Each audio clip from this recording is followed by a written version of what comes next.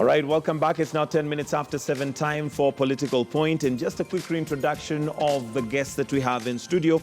I'm joined to my immediate left by Senator Paul Njoroge. We also have Honorable Didmas Baraza. And last but not least, we are now joined by Honorable Tim Wanyonyi. Thank you for joining us, sir. And gentlemen, welcome to Political Point. Now, we already had posed a question out there.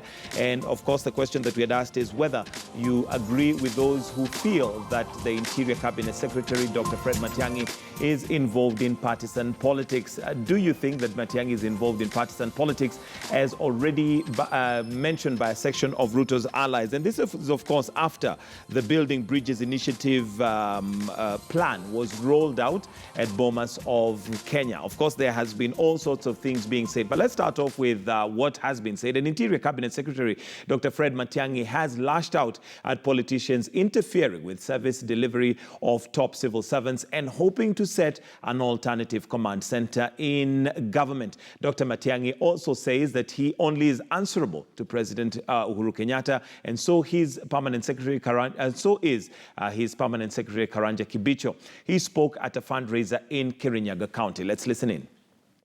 Inatawaliwa na inalindwa kama boma inalindwa. Boma ina mtu wa kuongoza mmoja. Kuna mtu hapa kuna familia ambayo inaongozwa na wazee wawili. Matiang'i siku nyingine Mombasa. Nani kiongozi wa siasa? Ndio unajua tuna shida na PS wako tu, lakini wewe tunaweza kuongea. Nikamwambia listen very carefully, na ninasema hadharani. Huyu PS na mimi.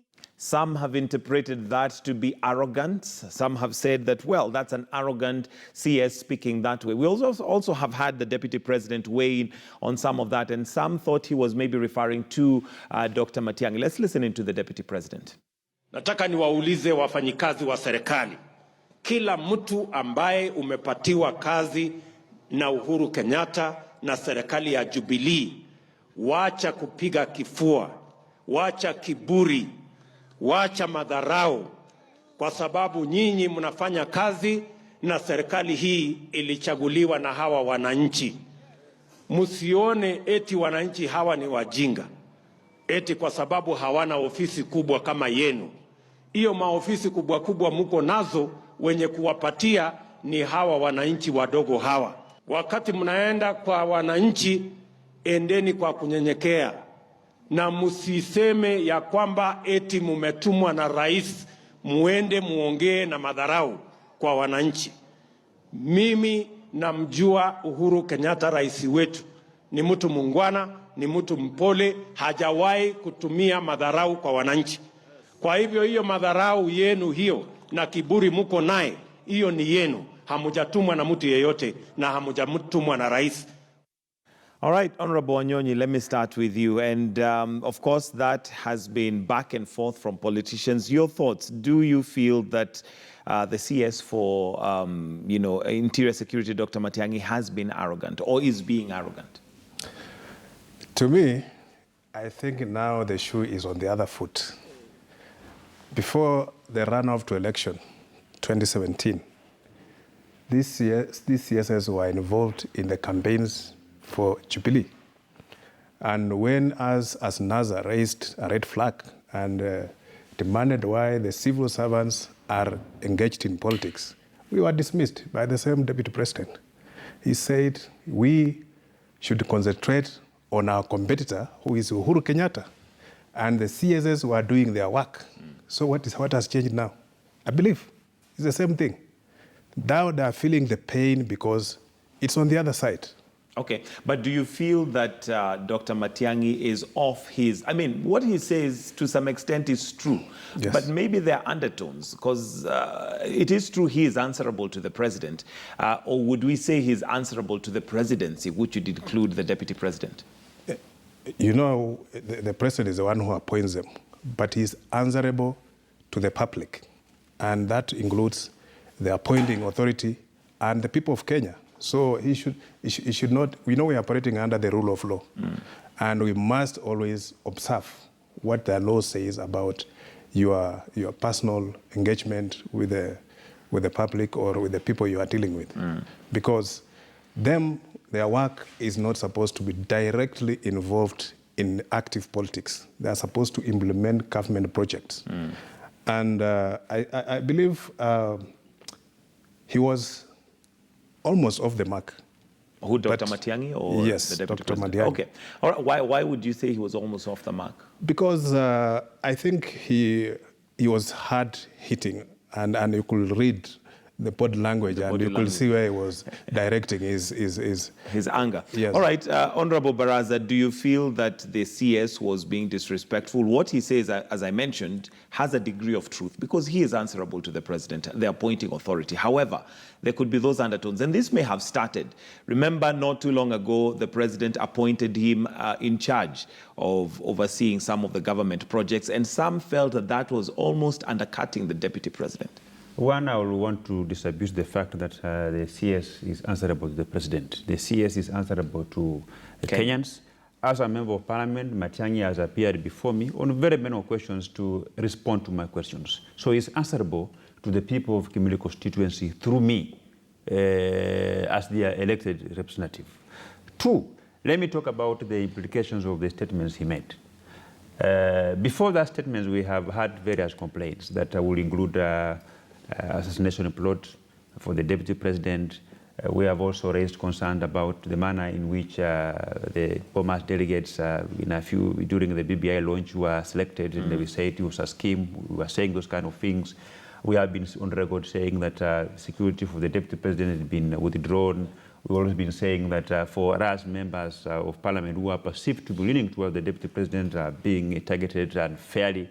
So when he appeared and saying that don't blame PS or blame all of us, we take from the president, the meaning of that statement actually confirms that what we have been saying is true, and that he will continue to do it, and he has been instructed by the president to do those kind of things. That is the implication of what he said. Now, second is that if you do a function and you invite politicians, even from, you are a government minister, you do a function, you are inviting members of parliament from all parties, including opposition and the government together. What do you expect? Fireworks, politics completely. So Kenyans they knew what they were doing when they said that cabinet secretaries should not be politicians, should not participate in politicians. Okay. Yeah. All right. Senator, your thoughts on what has been going on, and specifically the CS for Interior Security has been targeted by those seen or felt to be leaning towards the deputy president. Do you feel that's a fair attack? One, let me say this. And I think Matiang'i was speaking in Swahili. Ruto himself again was speaking in Swahili. Matiang'i never mentioned the name of any politician. That's one. And I get the subject from Matiang'i made a lot of sense because he was actually protecting his peers who works under him, directly under him. Remember, according to the government system, Matiang'i is an agent of the president because he is a CS in the Ministry of Interior. And he's in charge of security, together with PS Kibichu. We have heard so many times Kibichu being attacked in those funeral events, in wedding events, and especially from the wing of Tanga Tanga, which is led by none other but the deputy president. I think the deputy president is the one who should have weighed his words before and also tamed his people before. Because if you have someone working under you, even when you're here, you're working under the supervision of certain senior officers at KTN. If we start attacking you here, who should defend you? I think your superiors should do that. And I think Matiang'i never defended any politician who have been attacked by these other politicians. He only defended Karanja because he's a civil servant. Directly under him. He's a civil servant.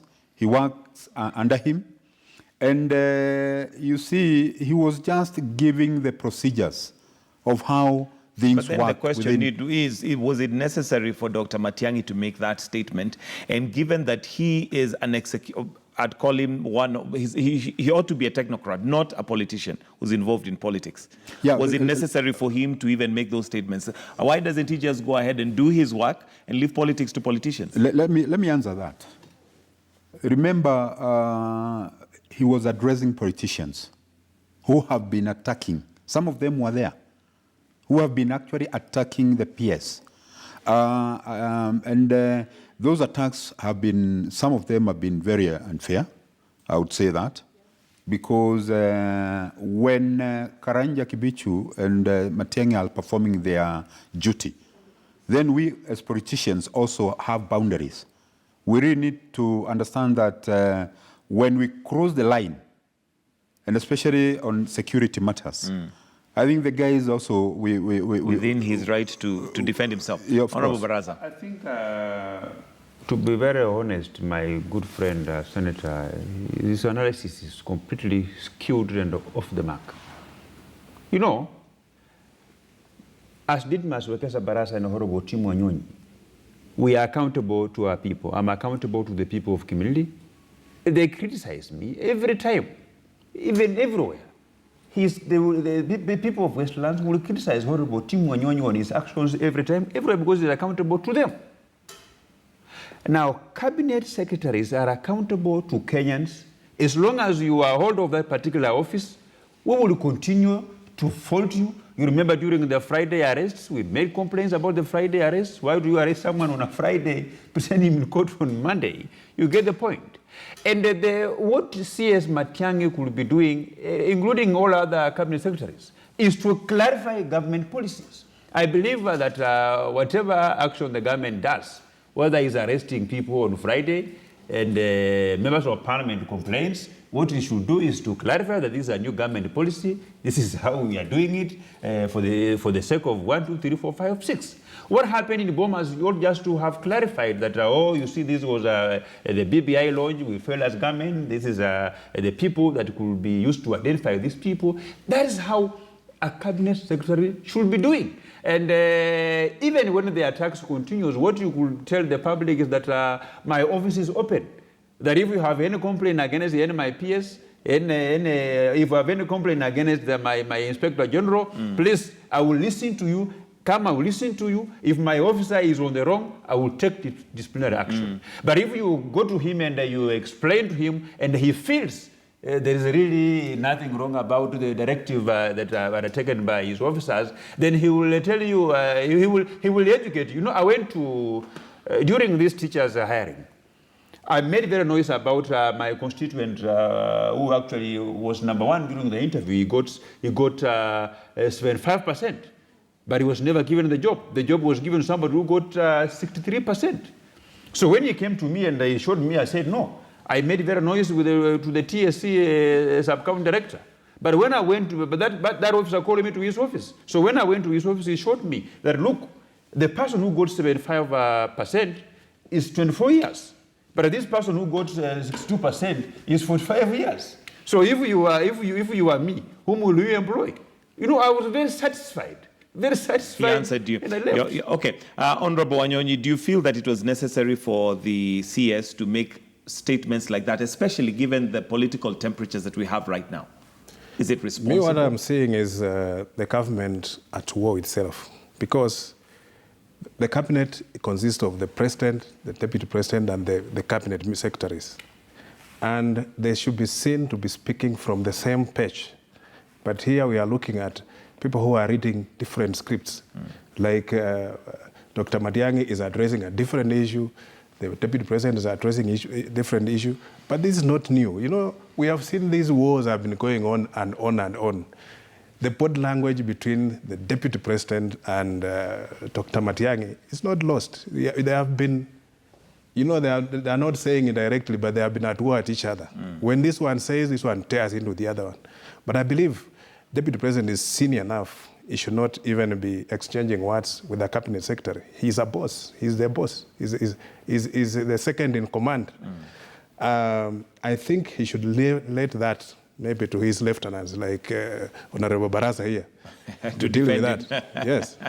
All right, yes, Senator. Yeah. I think what I would say, as I also concur with what Mheshimiwa Wanyonyi has said, Ruto and his team are spoiled babies.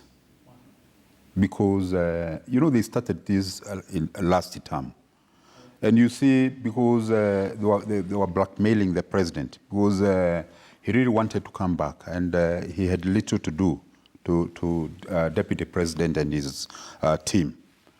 You see, even when we entered into this term, they have always been referring themselves as the government. Why? Because when the president issues a certain directive, when they go to these meetings, they also goes against those directives, and they refer themselves as government. It's only that this would have started a long time ago. But just because nobody has really been mentoring with what they've been doing, or rather saying, they have that blank check. I think that is why they are really complaining. When you say they're spoiled babies, what do you mean? Because they have been into these games for a long time without anybody telling them to stop. Okay. Now Matiang'i has come out and told, and he's actually telling his boss, if I may put it, who is the DP. And remember, the role given to Matiang'i was given to Matiang'i. Don't forget that after Ruto went against his boss' will, because he was asked to stop that early campaign. Remember that, of 2022. But him and his lieutenants, they went ahead campaigning. In the name of launching projects. In the name of launching projects. So the president had no choice apart from selecting another person, another Kenyan, to oversee the projects. Okay, Honorable Baraza, are you spoiled babies? One, I've been a very good fan of Senator here, Njoroge, but until today, I've stopped listening to him. I've stopped following him. Why has he called a spade a spade? Because facts don't lie. He's insinuating as if we have a lame duck president. And I know we have a president in the name of Uhuru Muigai Kenyatta who chairs cabinet meetings every week. I know Uhuru Kenyatta, if he's unhappy about something, he will say it himself. Is the person that is saying has been blackmailing president is a member of the cabinet. He attends cabinet. I mean, Uhuru Muigai Kenyatta will reprimand you even along the corridor in his meetings if he's not happy about something. I don't think if His Excellency His Excellency the President will want to appoint somebody to speak on his behalf on matters that will appear to warn his deputy or to warn his members of parliament. He will do it himself. I mean, so what do you say to senators, persuasion that apparently the deputy president and those seen to be leaning towards him are just spoiled? They're not used to being told where to come off because for some reason they seem to have gotten away with it, according to what Senator is saying. All of us members of parliament, the only laws that we abide by are our standing orders during our debate in the National Assembly. But on matters of oversight, on matters of representations, we do it where we feel in a manner that we know we will drive the point home to the executive or to whichever arm of government rightfully. You cannot tell me to stop politicking. What is my role in terms of building roads in this country? My role is limited to approving budget. And maybe through government, through parliamentary watchdog committees, trying to find out how funds are being used. And this is done through a framework. I mean, it's done through a framework. We do our committees, like today we are doing our committees. Tomorrow up to Friday, we are going to transact business within the plenary up to Thursday. Then on Friday, I go home, I do my duties. Okay. Yeah. Senator, did you want to respond to that? You've lost a fan. You came, he was your fan before this, but now seems not to be much of your fan. He'll still continue being my fan, I know that. He's a politician, and politicians can say anything. This minute, the next minute, they would say something different. But I also want to correct my friend here and tell him that Matiang'i was not defending a politician. Matiang'i was defending a civil servant, someone working under him. Us as politicians, we have always been encouraged to desist from interfering with the civil servants, and especially in public meetings. There are those mechanisms that if I have any complaint against Matiang'i, the president is there. I can write to the president. I can call the president, but not to go and address Matiang'i's matter in public, because that is not where we resolve civil servants' problems in those public forums. In those public forums. Yeah. But then again, before I forget what I wanted to say is, listen to what after that someone like Imani Shongwa said, calling Matiang'i names just to protect the interest of William Ruto. I would say that team has lost the direction. And one other thing I would say, as far as Bomas is concerned, because he has touched on something to do with Bomas, the body language of the president and his deputy was telling, because we could see at some point whereby the deputy president was denied an access of where the president was having a private meeting with Right Honorable Raila Amolo Odinga. You see at the dais, you could see the deputy president throwing hands just because probably he has not been recognized during the event, or rather he was not given some mandates. And you see the BBI, what I would tell my friend here, because that is where the whole thing is. The BBI was a child of Uhuru Muigai Kenyatta and Raila Amolo Odinga. Remember, for the last probably 1 year, this team led by Ruto, they have really been criticizing and condemning the BBI thing. Let me come to you, Honorable Wanyonyi, and lest we lose focus. Of course, this is now on BBI, and we have a tendency to individualize and, have attacks between personalities, which is what is happening now between maybe the CS and the deputy president or those allied to him. The BBI is what should be the focus for Kenyans and what we should really be keeping our eyes on.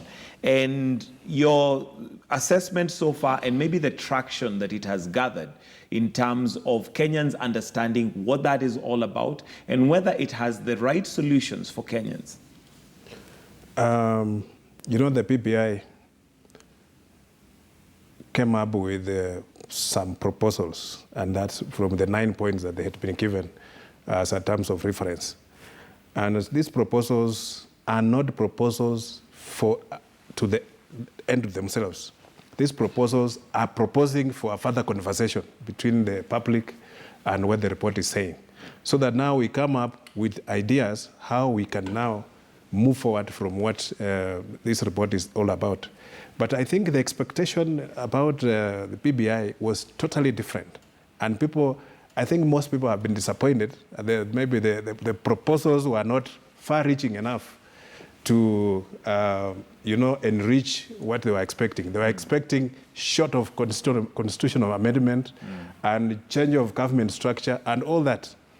But looks like the rug was pulled out of the feet of those who were harsh critics of the PBI before it came out. Because when it came out, they were actually scolded, and most of them, you could even see the anger even in Bomas, when the Senate Majority Leader jumped on the stage and spoke in anger, and he was very angry until Senator Hatch had to calm down and calm him. And this is coming because the expectations were different. But now when they looked at the report, it's like they had poured water on them. They were expecting something like a powerful prime minister, a lame duck president, something like that. But that was totally different. That was not there. Yeah. So with that, I believe we should read carefully that report and grasp the issues that have been poured out and then discuss it in a more sober way. But the moment we are going to pour politics into it, then we are going to miss the point, and this report will be misinterpreted, and it might just lose focus. Okay, I want us to take a short break, but we'll be right back to come and conclude. But of course, we are going to be looking at all sorts of your comments that are coming through. But for now, we take a short break. When we come back, we just answer the question as to whether, as Kenyans, we are losing focus of what brought us where we are. The Building Bridges Initiative report is out. It has been launched. But now we're back to personal and, petty politics. Is that where we need to be? We need to refocus. We come back with that question. So let's take a short break. We'll be right back.